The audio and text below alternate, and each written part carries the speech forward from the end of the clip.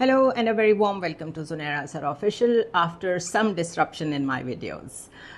जो इस दौरान इंटरनेशनली डेवलपमेंट्स हुई हैं उसमें सबसे इम्पॉर्टेंट है एक क्वाड की कॉन्फ्रेंस और इससे पहले एक SCO का डिफेंस मिनिस्टर्स का इजलास हुआ। शंघाई कोऑपरेशन ऑर्गेनाइजेशन या SCO वी ऑल नो उसकी इम्पोर्टेंस क्या है। उसका जो इजलास हुआ वो सारे डिफेंस मिनिस्टर्स उसमें शरीक हुए। इसके डिफरेंट गवर्नमेंट लेवल के इजलास होते हैं, कभी वज़राए ख़ारजा इकट्ठे होते हैं, कभी डिफेंस मिनिस्टर्स इकट्ठे होते हैं, कभी प्राइम मिनिस्टर्स या हेड ऑफ स्टेट्स इकट्ठे होते हैं। तो ये पर्टिकुलर कॉन्फ्रेंस जिसका मैं जिक्र कर रही हूँ ये डिफेंस मिनिस्टर्स की थी।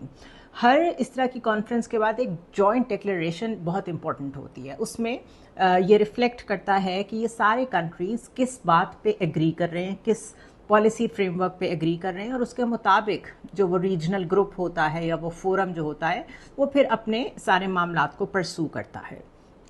शंघाई कोऑपरेशन ऑर्गेनाइजेशन के इस डिफेंस मिनिस्टर्स के इजलास में पाकिस्तान की एक बहुत बड़ी डिप्लोमेटिक विन ये थी कि उसमें पहलगाम अटैक का इंसिडेंट का जॉइंट डिक्लेरेशन में जिक्र ही नहीं था, विच क्लियरली मीन्स कि जो शंघाई कोऑपरेशन ऑर्गेनाइजेशन के मेंबर कंट्रीज़ हैं उन्होंने इस सारे इंसिडेंट में जो कि पाकिस्तान और इंडिया के बीच में हुआ उसमें नैरेटिव किसका बाय किया, पाकिस्तान का, या फैक्ट्स की बेस पे, क्योंकि पाकिस्तान शुरू दिन से कह रहा था कि आप एक जॉइंट इंक्वायरी करा लें, ओपन इंक्वायरी करा लें, जिसको मर्जी आप प्रेजेंट कर दें एविडेंस, लेकिन ऐसा नहीं हुआ। उसके बाद वॉर हुई, चाइना बहुत खुल के पाकिस्तान के साथ खड़ा हुआ और फिर इस फोरम पे से जॉइंट डिक्लेरेशन में उसका जिक्र ना होना एक बहुत क्लियर सिग्नलिंग है टू इंडिया कि ये particular regional alliance Pahalgam incident को उस तरह नहीं देखता जिस तरह इंडिया प्रेजेंट कर रहा है। अब जब उसका जिक्र नहीं था इस जॉइंट डिक्लेरेशन में तो ये एक बहुत बड़ी विन थी पाकिस्तान की डिप्लोमेटिकली और बहुत बड़ी शिकस्त थी इंडिया की।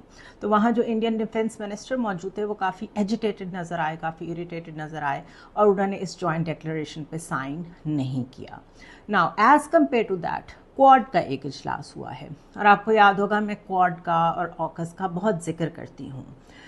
अगर शंघाई कोऑपरेशन ऑर्गेनाइजेशन एक ऐसा प्लेटफॉर्म है जहाँ पे चाइनीज़ डोमिनेशन है और जितने उसके मेंबर कंट्रीज़ हैं वो एशियन सिक्योरिटी को, एशियन जियोपॉलिटिक्स को, इकोनॉमी को एक ख़ास एंगल से देखते हैं, उसको काउंटर करने के लिए US ने एशिया में ही एक ग्रुप बनाया 4 कंट्रीज़ पे मुश्तमिल, जिसमें US है, जापान है, ऑस्ट्रेलिया है और इंडिया है। And this is why I say कि इंडिया को सपोर्ट करके स्ट्रेटिजिकली आर्म करके in the name of defence and security of Quad मुस्तकिल एक पैरेलल खड़ा करने की कोशिश कर रहा है US in Asia to counter China. Now अभी तक हुआ क्या है? अभी तक तो जो ये इंडिया पाकिस्तान वॉर हुई है इसके बाद जो एक मैसेज गया है US को वो ये गया है कि इंडिया तो डिफेंस एंड सिक्योरिटी में पाकिस्तान जो उसका आर्च राइवल है उसको काउंटर नहीं कर सक रहा, तो आप जितना मर्जी डिफेंस एंड सिक्योरिटी में इन्वेस्ट कर लें वो चाइना को कैसे काउंटर करेगा। चाइना की जो मिलिट्री माइट है वो सारी दुनिया ने देख ही ली है।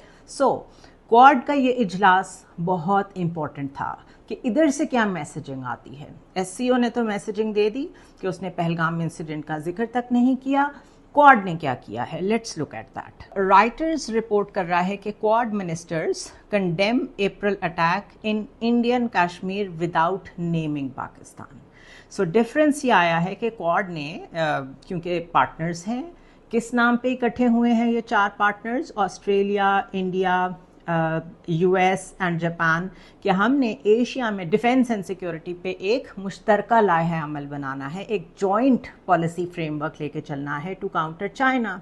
अब जाहिर है उसके लिए एक दूसरे को सपोर्ट तो करनी पड़ेगी, बट उसके बावजूद कंडेम तो कर दिया कि पहलगाम इंसिडेंट जो हुआ है वो नहीं होना चाहिए था। मैं आगे आपको एग्जैक्ट वर्डिंग भी पढ़ के सुना देती हूँ, लेकिन पाकिस्तान का नाम नहीं लिया, विच ऑल्सो मीन्स कि सपोर्ट तो हासिल है US को बिल्कुल वैसी ही जैसी इंडिया पाकिस्तान वॉर से पहले हासिल थी, लेकिन मे बी दे आर री थिंकिंग कि इस सारे मामले को किस तरह देखना है, बिकॉज इस वक्त पाकिस्तान का जो एक पेडेस्टल है, जो उसकी एक ट्रेजेक्ट्री है, इस वक्त जो हमारी फॉरेन पॉलिसी है वो उससे बहुत डिफरेंट है जो वाशिंगटन व्यू करता था फ्रॉम बिफोर द वॉर। तो राइटर्स रिपोर्ट कर रहा है कि the quad grouping of the United states, India, Japan and Australia called on Tuesday for the perpetrators of an Islamist militant attack that killed 26 in India-administered Kashmir to be brought to justice without delay.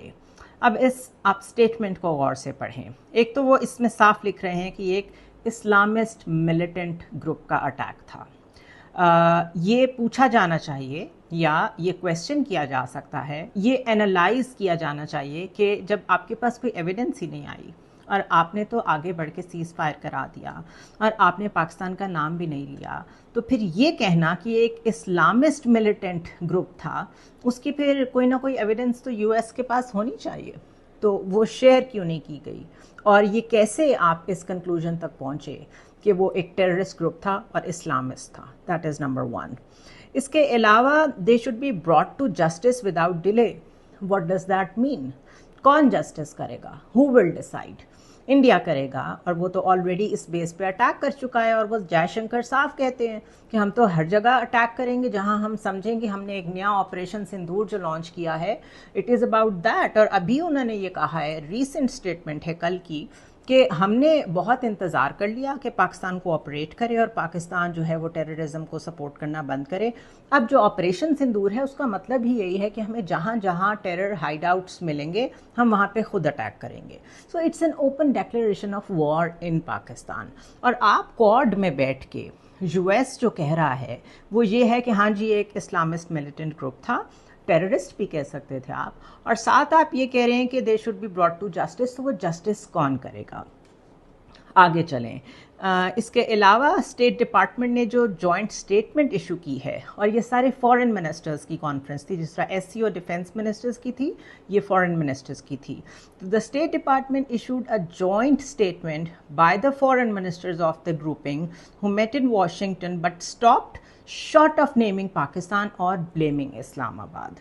So this is diplomacy, कि वो नाम नहीं ले रहे लेकिन वो ये बात बाय कर रहे हैं इंडिया की कि हाँ जी किसी इस्लामिस्ट टेरर ग्रुप ने अटैक किया है और इसकी इंक्वायरी होनी चाहिए और जस्टिस होना चाहिए। तो जस्टिस के लिए तो सबसे पहले यू नीड एविडेंस। तो मेरे ख्याल है राइटली सो कि एससीओ ने कहा कि आपने तो ना कोई एविडेंस दी है, तो उन्होंने उसका जिक्र ही नहीं किया। सो आप एक बहुत क्लियर मैसेजिंग देख रहे हैं दोनों प्लेटफॉर्म्स की। एक वो जो एशिया में इंडिया को लॉन्च करके यहाँ पर स्ट्रेटेजिकली काउंटर करना चाहता है चाइना को, और एक वो फोरम जो असल में यहाँ का रीजनल ग्रुप है जो इस रीजन की डेवलपमेंट के बारे में सोच रहा है, सिक्योरिटी और जियोपॉलिटिक्स के बारे में सोच रहा है। सो जो क्वाड की फॉर्मेशन है that is an extension of the expansionism that US always follows, क्योंकि एशिया पैसिफिक में या इंडो पैसिफिक में US का कोई काम नहीं बनता कि वो यहाँ आके defence and security, maritime security या कुछ भी और करने की कोशिश करे, but with anchoring all the investment into India. उसकी वजह ही ये है, उसकी रीज़न ही ये है कि इस रीजन में इंडिया को एज अ हेजमॉन तैयार किया जाए ताकि वो चाइना को काउंटर करे। But the game has gone more complicated than that, because India Pakistan war ने तो ये प्रूव कर दिया है कि अभी तक जितनी इन्वेस्टमेंट आपने इंडिया में की थी उसका फ़ायदा कोई नहीं हुआ। उससे आगे जो स्टेटमेंट है वो ये कहती है, the quad unequivocally condemn all acts of terrorism and violent extremism in all of its forms and manifestations, including cross-border terrorism, the ministers said in the statement. So cross-border terrorism का भी नाम आ गया। So short of naming Pakistan, आपने तकरीबन वही language use की है इस जॉइंट डिक्लेरेशन में। I am talking about state department, जो कि इंडिया कहता रहा है लेकिन पाकिस्तान का नाम नहीं लिया। इस क्वाड के इजलास में जो पर्टिकुलर डिसीजंस हुए हैं ज़रा उस पर भी एक नज़र डालते हैं। राइटर्स ही की रिपोर्ट है, यूएस इंडो पैसिफिक पार्टनर्स यानी कि क्वाड के 4 members announce minerals initiative as Rubio, Marco Rubio hosts the counterpart. इसकी डिटेल्स ये हैं कि the United States announce the launch of a critical minerals initiative with Australia, India and Japan on Tuesday as part of efforts to counter China, although ties between the partners have been strained by the trade frictions and other disagreements. दूसरा जो बहुत बड़ा element है, दो element हैं quad के अगर आप याद रखें। पहला तो हो गया डिफेंस एंड सिक्योरिटी, दूसरा है critical minerals, access to the critical minerals. यानी कि चाइना के साथ जो मुस्तकिल जंग है, आपको पता है वो एक तो टैरिफ भी इसीलिए लगाए गए थे कि क्रिटिकल मिनरल्स तक उनकी एक्सेस को रोका जाए। क्वाड को बनाने का एक और पर्पस जो है वो यही है कि चाइना कहीं और जाके कोई क्रिटिकल मिनरल्स की डील ना कर सके। और अब तो डायरेक्टली आपस में उन्होंने इस चीज़ को बड़ा ओपनली इस पर्टिकुलर डिक्लेरेशन में भी क्लियर किया है कि जो हमारा एम एंड ऑब्जेक्टिव है ऑफ दिस ऑर्गेनाइजेशन कि क्रिटिकल मिनरल्स पे कोऑपरेशन की जाए और चाइना को एक ब्लॉकेड दिया जाए, उसकी एक्सेस को रोका जाए। The four countries known as the Quad share concerns about China's growing power and dominance of critical minerals, but relations have been tested by US President Donald Trump's global tariff offensive, which has spared none of the members. अब एक तरफ तो अगर US contain करना चाहता है from defence point of view China को, दूसरी तरफ जो क्रिटिकल मिनरल्स हैं उसकी एक्सेस खुद लेना चाहता है, उसको रोकना चाहता है वो ना ले सके, और dominance, global dominance both in trade and in terms of defence and security उसको कंट्रोल करना चाहता है, तो फिर तो डोनाल्ड ट्रंप को टैरिफ्स नहीं लगाने चाहिए थे। ये जो टैरिफ्स हैं वो तो क्वाड के मेंबर्स पे भी लगे हैं, किसी को नहीं छोड़ा उन्होंने, ये हम अक्सर बात कर चुके हैं। So this has another flip side. One, US की एक stated policy as a state कि येस, जिस तरह इसराइल के बारे में उनकी एक पॉलिसी है, चाहे डेमोक्रेट्स हों चाहे रिपब्लिकन्स हों, वो चेंज नहीं होती। इसी तरह चाइना के बारे में जो पॉलिसी है, चाहे डेमोक्रेट्स हों या रिपब्लिकन्स हों, आप देखेंगे वो चेंज नहीं होगी। बट ये जो टैरिफ्स लगाए हैं ये पॉलिटिकल शो ऑफ है, ये पॉलिटिकल मसल फ्लेक्सिंग है of Donald Trump to show to the domestic audience या रिपब्लिकन्स या जिन्होंने उनको वोट दिए हैं कि I have my own ways of doing things. मैं क्वाड जैसे जो हमारे ग्रुप्स हैं, स्ट्रेटेजिक ग्रुप्स हैं, मैं उनको भी लेके चल रहा हूँ, और साथ ही वो कंट्रीज़ टैरिफ्स के बावजूद आके मेरे साथ टेबल पे भी बैठते हैं। So this is the flip side of a populist person who wants to do politics his own way and wants to gain maximum for his personal businesses as well. And number 3, वो बड़े presidential भी अपने आप को show करना चाहते हैं। So इसको confuse नहीं करना चाहिए कि अगर वो टैरिफ्स लगाते हैं या अपने एलाइज के साथ किसी वक्त बड़ी टफ टोन में बात करते हैं तो उसका ये मतलब है कि यूएस का जो एक एंकर्ड ओपिनियन है या जो स्टेटेड पॉलिसी है वो चेंज होने जा रही है। US also has a deep state which is pentagon, which is the military industrial complex. वो चेंज नहीं होती, उसकी पॉलिसी, उसका फ्रेमवर्क दुनिया में अपना कंट्रोल रखने के लिए बड़ा क्लियर है, और आप देखेंगे हर प्रेसिडेंट उसको फॉलो करता है। आप बेशक ट्रेजेक्ट्री हिस्टोरिकली फॉलो कर लें। सो ये जो क्वाड है इसके साथ ही एसोसिएटेड एक और ग्रुप भी है, ऑकस। उस ग्रुप में ऑस्ट्रेलिया और यूएस शामिल हैं, और उसमें पिछले दिनों ये कहा गया कि जी पेंटागन उसको रीअसेस कर रहा है कि हमने ऑकस को कंटिन्यू करना है कि नहीं करना। अब अगर क्वाड में ऑस्ट्रेलिया और यूएस ऑलरेडी इन्वॉल्व हैं तो ये कहना कि हम ऑकस को रिव्यू कर रहे हैं, it is meaningless. It is again a posturing कि शायद ऑस्ट्रेलिया को कोई मैसेजिंग जाए, कोई टफ मैसेजिंग जाए, और उससे जो वो अचीव करना चाहते हैं वो कर लें, डोमेस्टिकली भी अचीव कर लें, डिप्लोमेटिकली भी अचीव कर लें। बट अगर ऑलरेडी आप लोग एक मेजर ग्रुप का हिस्सा हैं तो फिर दूसरा एक ग्रुप जो है वो एग्जिस्ट करे या ना करे, इसका कोई फ़र्क नहीं पड़ता। आप लोगों के अलायंसेस, आप लोगों के एम्स एंड ऑब्जेक्टिव्स सेम हैं। सो क्योंकि क्वाड के लिए ऑलरेडी सारे फॉरेन मिनिस्टर्स एक जगह इकट्ठे थे तो वहाँ पे ऑकस के ऊपर डिस्कशन ना हो, ये कैसे हो सकता है। और ऑकस यानी ऑस्ट्रेलिया और यूएस का ये जो ग्रुप है, इसके बारे में आजकल ये खबरें हैं कि पेंटागन इसको रीअसेस कर रहा है। और G7 की जो मीटिंग हुई थी उसमें भी जब मिडल ईस्ट क्राइसिस की वजह से डोनाल्ड ट्रंप एकदम वापस गए थे तो जिन लोगों से उनकी मुलाकातें तय थीं और वो नहीं मिले थे उनमें ऑस्ट्रेलियन प्राइम मिनिस्टर भी थे। तो एक तो मार्को रूबियो ने उनको ये क्लियर किया कि things had to be rescheduled because there was an emergency in Washington, लेकिन हम जो रीअसेसमेंट ऑफ ऑकस कर रहे हैं हम उसमें बड़े सीरियस हैं कि उसको कंटिन्यू किया जाए। ये पेंटागन की कोई इंटरनल वर्किंग है सिर्फ, जिसकी वजह से ये टाइम ज़्यादा लग रहा है। लेकिन ऑकस में ऐसा क्या है जिसके लिए ऑस्ट्रेलिया और यूके बहुत कीन हैं कि ये चलना चाहिए फ्रेमवर्क, और ये एक बेसिक पिलर है ऑफ क्वाड।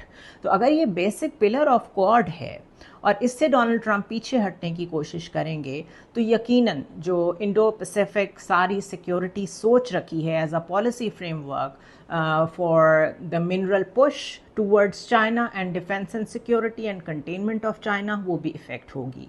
वाई? उसकी वजह यह है कि AUKUS involves Australia acquiring US nuclear powered submarines in 2030, यानी कि by 2030 US nuclear powered submarines जो हैं वो ऑस्ट्रेलिया को मिलनी है। एक तो ये आपस में उनका अग्रीमेंट है। दूसरा, दे विल को develop future models with the UK in the 2040s। सो आप देख रहे हैं इसमें जो मिलिट्री कॉम्प्लेक्स है, डिफेंस प्रोक्योरमेंट यानी कि वॉर इंडस्ट्री भी इन्वॉल्व है, ट्रेड भी है उससे रिलेटेड इन्वॉल्व, इसके अलावा डिफेंस एंड सिक्योरिटी की पॉलिसी भी इन्वॉल्व है।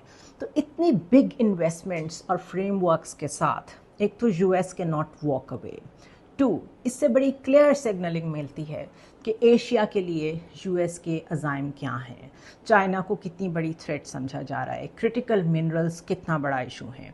I will definitely do a separate vlog on this issue of critical minerals, but we all know कि जो फ्यूचर है ऑफ एआई एंड टेक्नोलॉजी वो सारा क्रिटिकल मिनरल्स से जुड़ा हुआ है। उसकी एक्सेस के लिए चाइना भी बहुत एक्टिव है और यूएस की कोशिश है उसको रोका जाए। जो इतने ज़्यादा टैरिफ्स लगाए गए चाइना के ऊपर, उसकी भी यही वजह थी कि उनको किसी ना किसी तरह प्रेशर में लाया जाए। वो एक अलहदा बात है कि चाइना ने उसे कैसे डील किया। So this is the whole story so far कि कैसे अपनी एशिया में हेजेमनी बरकरार रखने के लिए यूएस या अपना कंट्रोल रखने के लिए इंडिया को सपोर्ट कर रहा है। ये कह भी देता है वो कि ये इस्लामिस्ट मिलिटेंट अटैक था इन पहलगाम, लेकिन पाकिस्तान का नाम नहीं लेता। साथ ये भी कहता है कि जी जस्टिस होना चाहिए, लेकिन जस्टिस किसने करना है? ये क्या टैसिट अप्रूवल है in other words to India कि आप जिस तरीके से जस्टिस लेना चाहते हैं ले लें? अगर आप समझते हैं ऑपरेशन सिंदूर चलता रहना है और आपने इसी तरह जब आपको लगे कि टेरर अटैक्स पाकिस्तान की तरफ से होने वाले हैं, बस आप सोच लें प्रीएम्प्टिवली और अटैक कर देंगे आप पाकिस्तान पे, तो क्या ये उसका टैसिट अप्रूवल है? This needs to be assessed and this is why constantly it is believed, और इसी की तैयारियां हैं कि इंडिया मुस्तकिल अटैक करने की कोशिश करेगा। टाइमिंग्स डिफरेंट हो सकते हैं, बिहार के इलेक्शंस के बाद हो सकता है, बिकॉज अभी तो वो डैमेज कंट्रोल में लगे हुए हैं। शशि थरूर की कोशिश हो रही है कि उनको रिप्लेस करके लोगों को ये तासुर दिया जाए कि अगर हमसे कोई गलती हुई भी है तो हमने डैमेज कंट्रोल के लिए जो फॉरेन मिनिस्टर हैं उनको चेंज कर लिया है, जयशंकर को कैजुअल्टी बना दिया जाए, उनकी कुर्बानी दे दी जाए। So things are happening. और एशिया में चाइना को कैसे कंटेन करना है, पाकिस्तान को कैसे हैंडल करना है, और स्पेशली जो चीज़ें चेंज हुई हैं आफ्टर दिस लिमिटेड पाक इंडिया वॉर, उसके बाद अब स्ट्रैटेजी क्या रखनी है, वो शायद टाइम तो ले, लेकिन क्वाड का जो जॉइंट डिक्लेरेशन है वो क्लियरली ये बताता है कि यूएस अपने स्ट्रेटेजिक एलाय इंडिया के साथ खड़ा है। सी यू नेक्स्ट टाइम।